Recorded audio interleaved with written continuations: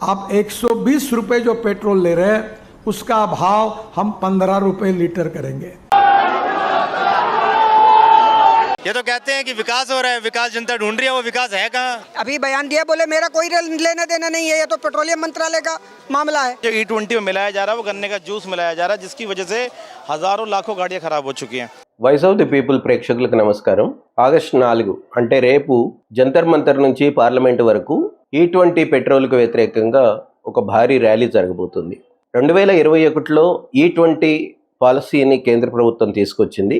అంటే 1 లీటర్ పెట్రోల్లో కనీసం 20% ఇథనాల్ కలపడం అనేది ఈ పాలసీ యొక్క ప్రధానమైన ఉద్దేశం. 2021 కంటే ముందు కూడా ఇథనాల్ అందుబాటులో ఉండేది, కానీ పెట్రోల్లో ఇంత శాతంలో కలపడం అనేది 2021 తర్వాతే మొదలైంది. ముఖ్యంగా అంతకుముందు 2021కి ముందు చెరకు నుంచి మొలాసిస్ ద్వారా ఇథనాల్ని తయారు చేయడం అనేటువంటిది ఒక ప్రక్రియగా ఉండేది. దాన్ని సాధారణంగా లిక్కర్ ఫ్యాక్టరీలకి లేదా కొన్ని వైద్య కంపెనీలు ఉపయోగిస్తూ ఉండేవి. 2021లో కేంద్ర ప్రభుత్వం E20 పాలసీని తీసుకొచ్చినప్పుడు ప్రధానంగా 2 హామీలు ఇచ్చింది. ఒకటి, మనం పెట్రోలియం దిగుమతుల కోసం పెద్ద ఎత్తున విదేశీ మారక ద్రవ్యాన్ని ఖర్చు పెడుతున్నామని, కాబట్టి భారతదేశంలోనే ఇథనాల్ని మిక్స్ చేసిన పెట్రోల్ని వినియోగించడం వల్ల విదేశాల నుండి పెట్రోల్ని దిగుమతి చేసుకునే అవసరం తప్పుతుందని, దానివల్ల భారత ఆర్థిక వ్యవస్థపై విదేశీ దిగుమతుల భారం తగ్గించుకోవడం సాధ్యమవుతుందనేటువంటిది వాళ్ళు చెప్పినటువంటి వాదన.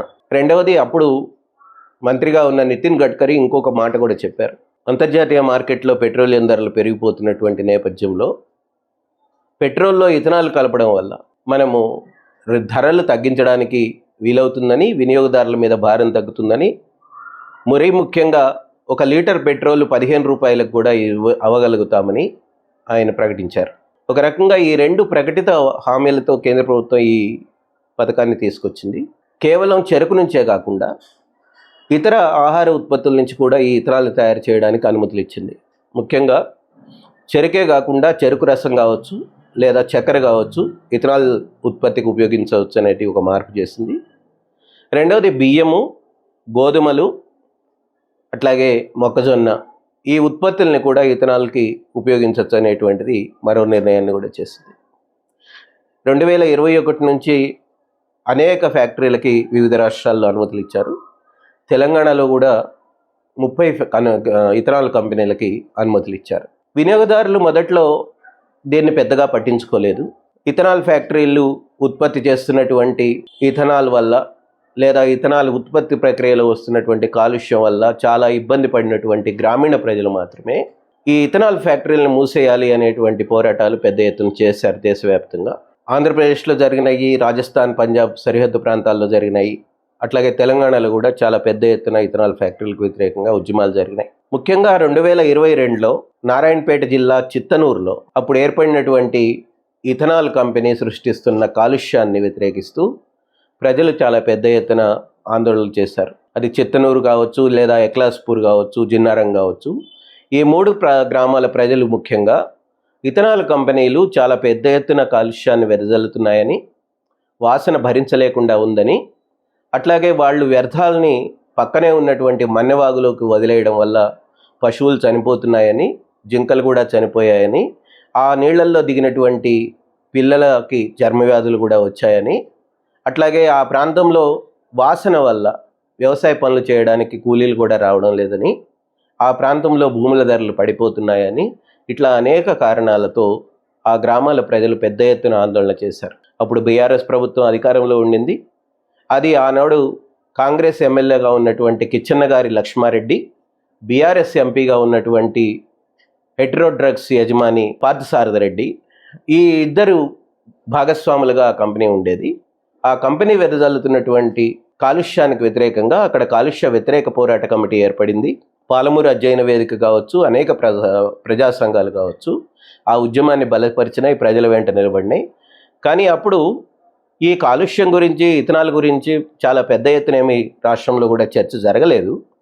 కానీ రాష్ట్ర ప్రభుత్వం అప్పుడు పెద్ద ఎత్తున పోలీసు బలగాల్ని దించి ఆ ఉద్యమం మీద నిర్బంధాన్ని ప్రయోగించి చాలా హింసాత్మకంగా ఆ ఉద్యమాన్ని అణిచివేసింది. ఆ ఉద్యమానికి నాయకత్వం వహించినటువంటి నాయకుల్ని అరెస్ట్ చేసింది, పోలీస్ స్టేషన్లలో కొట్టించింది, అట్లాగే జైళ్లకు పంపింది, వాళ్ళ మీద కేసులు పెట్టింది. ఇప్పటికీ ఆ కేసులు నడుస్తున్నాయి. అదే స్థానిక గ్రామానికి చెందినటువంటి బండారు లక్ష్మయ్య అనేటువంటి జూనియర్ కాలేజీ లెక్చరర్ని ఆయన ఉద్యమానికి నాయకత్వం వహిస్తున్నాడని లేదా ఉద్యమంలో భాగస్వామి అవుతున్నాడని చెప్పి ఆయన్ని సస్పెండ్ చేసింది, ఆయన్ని కూడా అరెస్ట్ చేసి బాగా కొట్టించింది. ఇదంతా జరిగింది. 2022లో మొదటిసారి తెలంగాణలో ఇథనాల్ మీద ఒక పెద్ద చర్చ ఆ ఘటన తర్వాతనే ప్రారంభమైంది.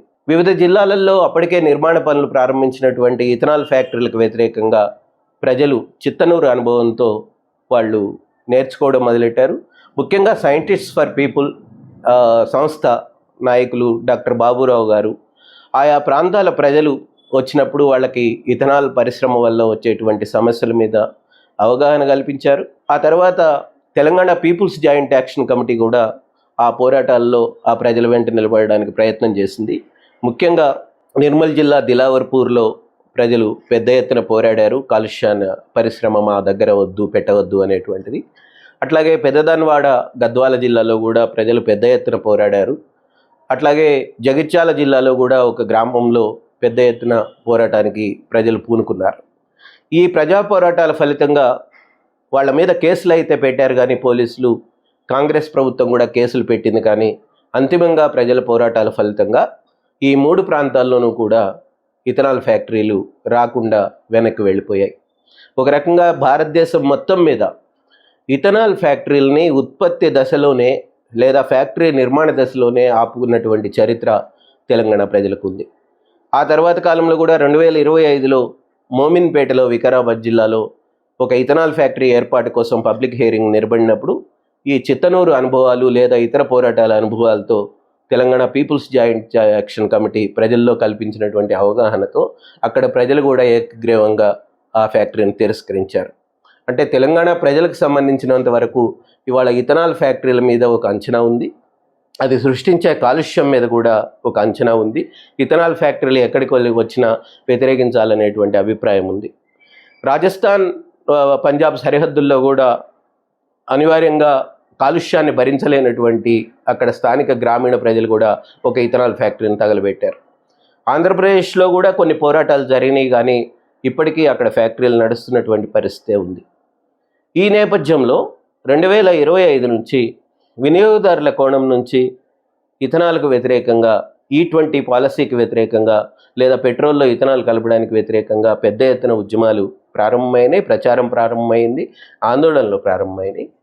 ముఖ్యంగా ఈ ఇథనాల్ కలిపినటువంటి పెట్రోల్ వాడడం వల్ల ఇంజన్లు పాడైపోతున్నాయి అనేటువంటిది ప్రధానమైనటువంటి ఆరోపణగా ముందుకొచ్చింది. అనేక మంది కార్ల యజమానులు తమ వీడియోలు చేసి సోషల్ మీడియాలో పెట్టారు.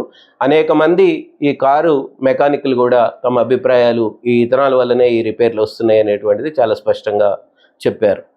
కంపెనీలు మౌనంగా ఉన్నాయి, కానీ ప్రజల ఆందోళనల ఫలితంగా చాలామంది ఈ విషయాన్ని అర్థం చేసుకొని ముందుకొచ్చారు. అదే సందర్భంలో ఇథనాల్ వాడినటువంటి పెట్రోల్ వల్ల వాహనాల మైలేజ్ కూడా పడిపోతుంది అనేటువంటిది రెండవ ఆందోళనగా ముందుకొచ్చింది. ప్రభుత్వం ఈ రెండుని మొదటి నుంచి కొట్టేస్తూ వచ్చింది. దీనివల్ల సమస్యనే లేదని, వినియోగదారులకు ఇబ్బంది ఏమీ లేదని చెబుతూ వచ్చింది. వాస్తవానికి కేంద్ర ప్రభుత్వం ఇచ్చినటువంటి మరో హామీ 110 రూపాయలు ఉన్నటువంటి ఇథనాల్ ఎప్పుడు కనీసం 100 రూపాయల కిందకు కూడా రాలేదు. ఇథనాల్ కలిపిన తర్వాత కూడా గత 3 ఏళ్లలో అది 15 రూపాయలు కాదు, 25 రూపాయలు కాదు, ఎప్పుడు 100 రూపాయలు కూడా కిందికి రాలేదు. ఇప్పటికీ పెద్ద ఎత్తున 110 రూపాయలతోనే పెట్రోలియం ఉత్పత్తుల్ని కేంద్ర ప్రభుత్వం అమ్ముతూ ఉంది, వినియోగదారుల భారాన్ని భరిస్తున్నారు. అంటే ఇథనాల్ కలిపిన పెట్రోల్ వల్ల విదేశీ మార్గ ద్రవ్యం ఏమైనా మిగిలిందా అంటే అది కూడా మిగలలేదు. ఇప్పటికీ పెద్ద ఎత్తున విదేశీ మార్గ ద్రవ్యాన్ని వినియోగించి పెట్రోలియం దిగుమతుల్ని మనం చేసుకుంటూనే ఉన్నాం. పైగా ఇక్కడ వినియోగదారుల కోసం పెద్ద ఎత్తున అమెరికా నుంచి, ఇతర దేశాల నుంచి ఇథనాల్ని కూడా దిగుమతి చేసుకోవడం అనేటువంటిది ప్రారంభమైంది. అంటే పెట్రోలియం దిగుమతులు తగ్గలేదు, అదే సందర్భంలో ఇథనాల్ దిగుమతులు కూడా పెరిగినటువంటి సందర్భం ఉంది. ఒకవైపు రైతులకి చాలా ఇబ్బంది పెట్టినాయి, రైతుల గ్రామాలలో కాలుష్యాన్ని వెదజల్లినాయి ఇథనాల్ ఫ్యాక్టరీలు. మరోవైపు వినియోగదారులకు కూడా వాళ్ళ వాహనాలు ఖరాబ్ అయ్యేగా చేసినటువంటి పరిస్థితిని మనం భారతదేశంలో చూసాం. ఇతర దేశాలలో ఇథనాల్ని పెట్రోల్లో కలిపినప్పుడు పెట్రోల్ బంకులన్నింటిలోనూ కూడా తప్పకుండా ఒక ఆప్షన్ ఉంటుంది. మామూలు పెట్రోల్ దొరుకుతుంది, ఇథనాల్ కలిపిన పెట్రోల్ కూడా దొరుకుతుంది. వినియోగదారులు తమ ఇష్టానుసారంగా ఏదైనా వినియోగించుకునేటువంటి అధికారం అక్కడ ఉంటుంది.